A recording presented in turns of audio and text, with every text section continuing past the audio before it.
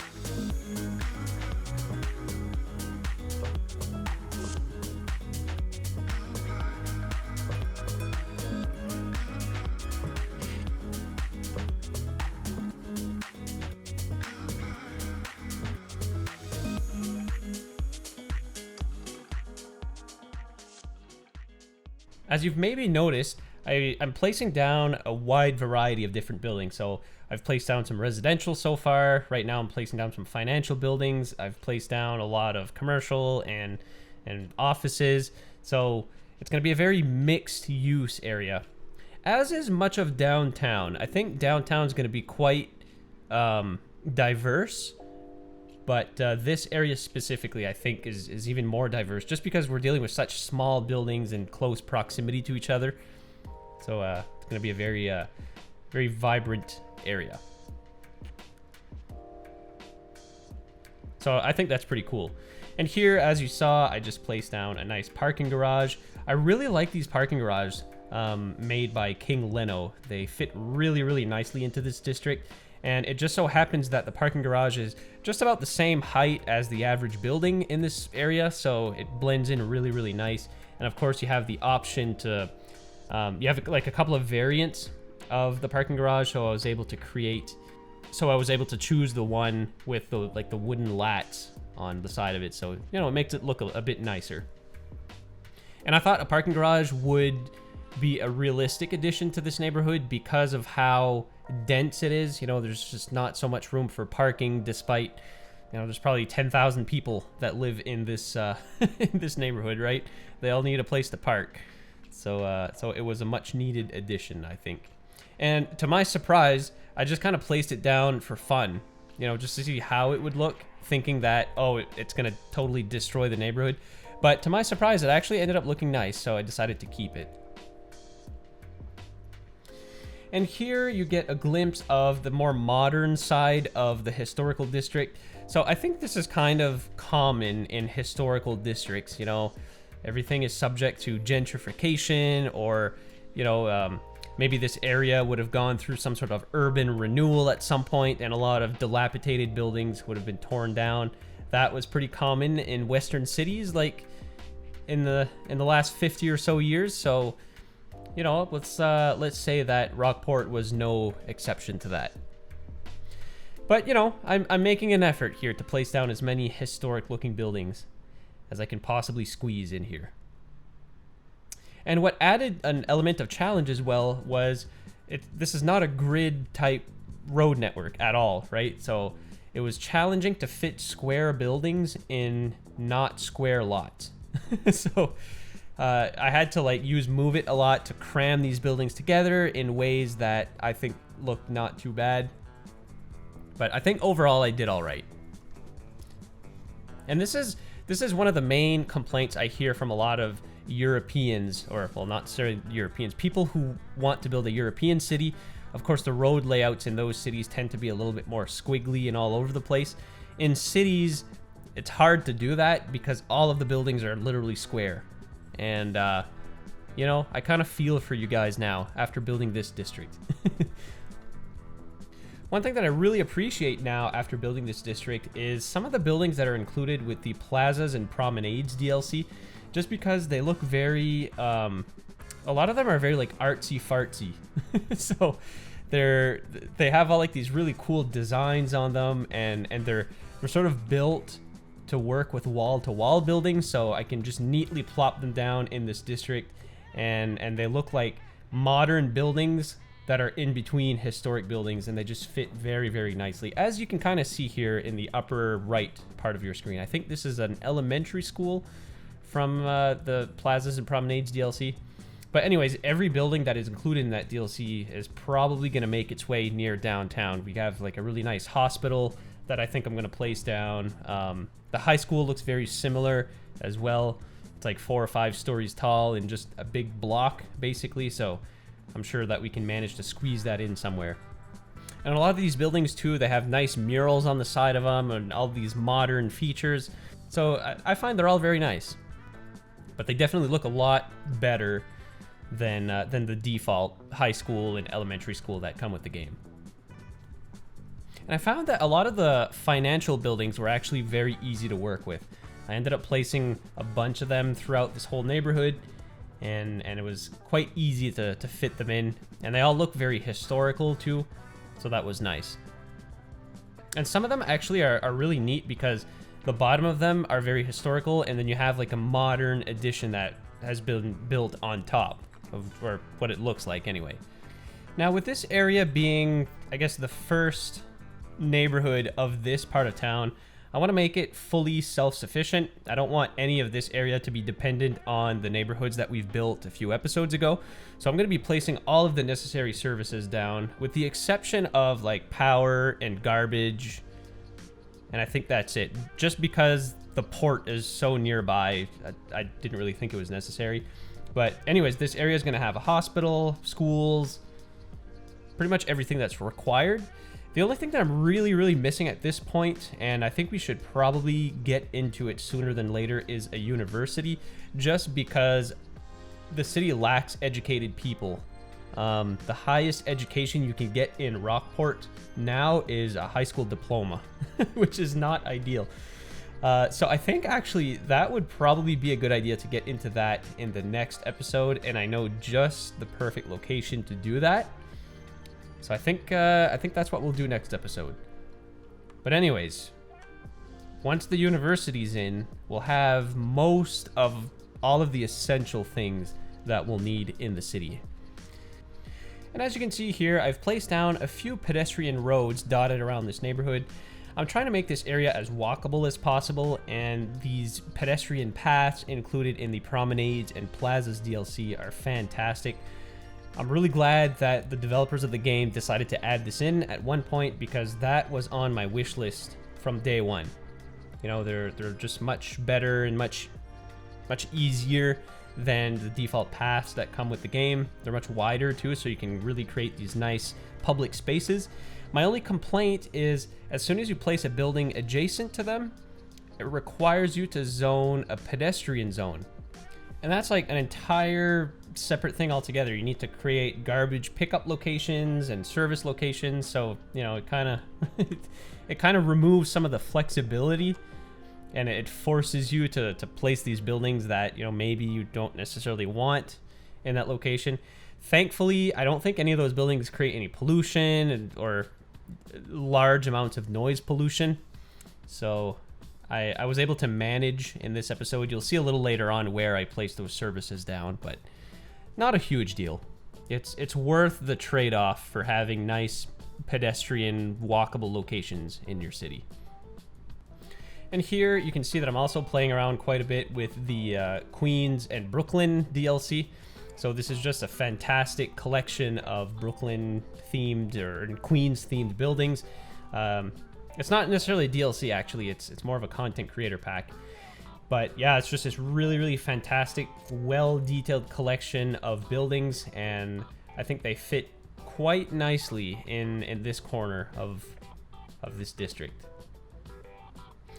So when I zoom out here, guys, you can see that it's coming along quite well. I'm actually really impressed that this area became a reality, and I find it looks very nice. It was hard because of the reasons I explained earlier, but despite all of that, I think I created something that looks half decent. But let me know down in the comments what you guys think. I'm curious to see what you guys think of this whole build.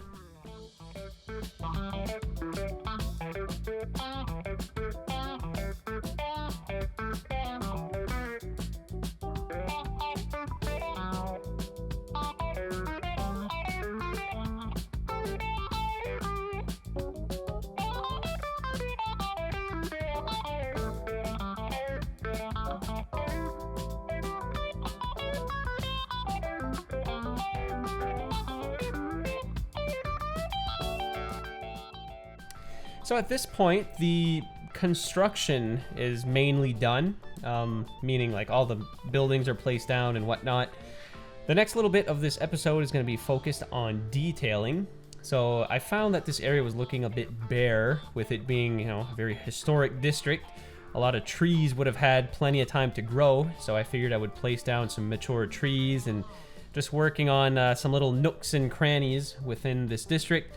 So the next little while in this episode is going to be focused on that. And a little bit too, I am going to be working on the coastal area of this district as well. So you're going to want to stay tuned for that. I'm going to end up creating this really nice boardwalk right by the water that I'm very proud of, actually. I really like what I was able to build. And what's so fun too is building this series now, and with all the DLCs being released, there are so many great props and buildings now that we have access to. It's really great. So you'll see here in this little park that I'm building around this high-rise building, there's this really fantastic collection of props now in the parks menu. So you have like these pergolas or shade things, whatever you want to call them. You know, this is the type of stuff that you can find on the workshop, but it's now included in the game. So it's really nice. We have these nice fountains now as well, which I end up placing down, or these nice sculptures. And what's fun is I actually didn't know all of these were in the game. I was just like really exploring all the different menus and stuff, and I was just surprised by all the little things that are included in the game now. So now, at this point in the video, I'm going to start to work on the coastal boardwalk area. And of course, this area is going to be very walkable. There's going to be bike roads. I'm going to make like this public open area in just a moment. So really, really happy with how this turned out.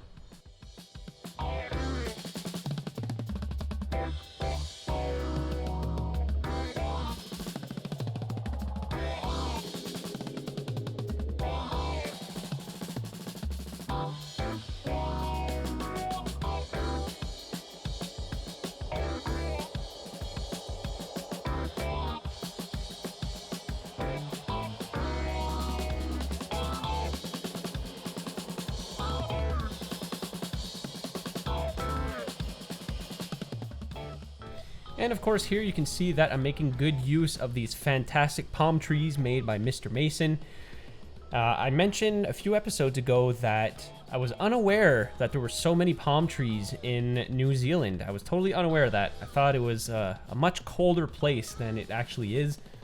But to my surprise, there's a ton of palm trees in Auckland. So I made sure to place plenty of them in this district.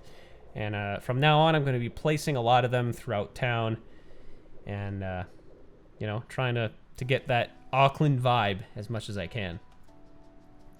So here's sort of what I was mentioning a minute ago. This is sort of going to be a public space that's right near the water. I'm going to place down some little cafes and, you know, little places to get a quick bite to eat and a drink. I'm going to put some nice little patios here in just a minute as well, where you can enjoy your food. And here as well, I was really looking forward to place this building specifically. I almost placed it in the port area a few episodes ago, but this is a boat museum.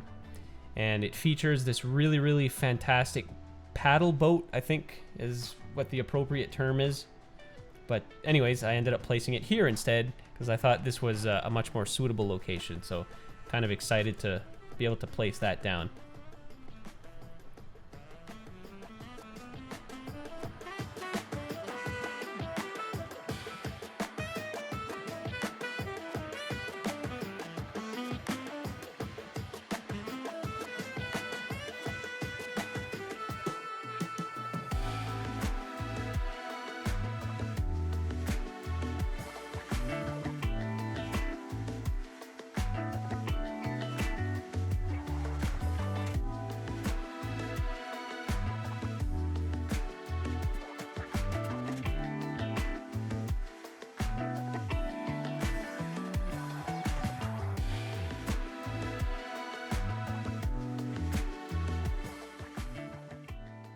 And there you have it, guys. There is the coastal Old Town area.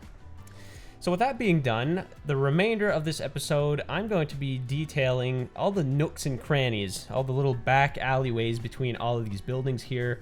Basically just adding trees. I'm also going to add some textures or decals down on the ground. You know, a lot of these back alleyways are kind of dirty and grimy. So I'm going to make sure to place down lots of like garbage. Well, not garbage. It's not, Rockport's not a dirty city, but maybe like some cracked pavements and, you know, the odd old barrel or old pallet in behind a building. That kind of stuff. So that's what I'm going to be doing for the remainder of this episode. Now I have to talk about what we're going to name the golf course area from the last Rockport episode. I've gotten way more suggestions than I thought I was going to, but there's one that really stuck out to me because I simply just really like the name. But I've gotten so many great suggestions that I'm going to use one of the suggestions from the last episode in another upcoming area. So the suggestion that I really like the most for the golf course area is from Finnegang Graham. I'm really sorry if I'm butchering your name, but that user suggested Arundel. I really like that name. It's very nice. So that's going to be the name of the area where the golf course was built in the last episode. Another suggestion I really, really liked, and this is going to be reserved for a more mountainous area, is from Ryan Dobson. and he suggests Emerald Heights. And anyway, you can read here, but there's like this really nice backstory that he's written for that particular area. And, you know, just due to the effort that he's put into his comment, that is going to be the name of an upcoming area. And I'll get into that once we get there. So thank you both for your wonderful suggestions. And there'll be plenty more opportunities to come up with suggestions in future episodes. I also have to thank you guys so much for leaving me comments in the last episode explaining that rugby is huge in New Zealand. I didn't know that. I thought it was cricket, but I guess rugby is even bigger than that. Unfortunately, there are no rugby fields included in the game at all, even with the content creator pack for all of the stadiums. There is Australian football fields though, so I think that may be the next best thing. So I don't think there'll be any rugby fields in Rockport, unfortunately. There's that, but there's also cricket. I think cricket was, you know, decently large from what I understand. There are cricket fields in the game, so I think that will have to do as well. But I'm sure you guys will be okay with that. Anyways, that is going to be it for this episode, guys, but stay tuned to the very end as I have some nice cinematics coming up for you, and that'll be it until the next episode. So thank you guys again so much for watching. If you enjoyed this video, give it a thumbs up, drop a comment, and be sure to subscribe to the channel. And until the next episode, guys, take care.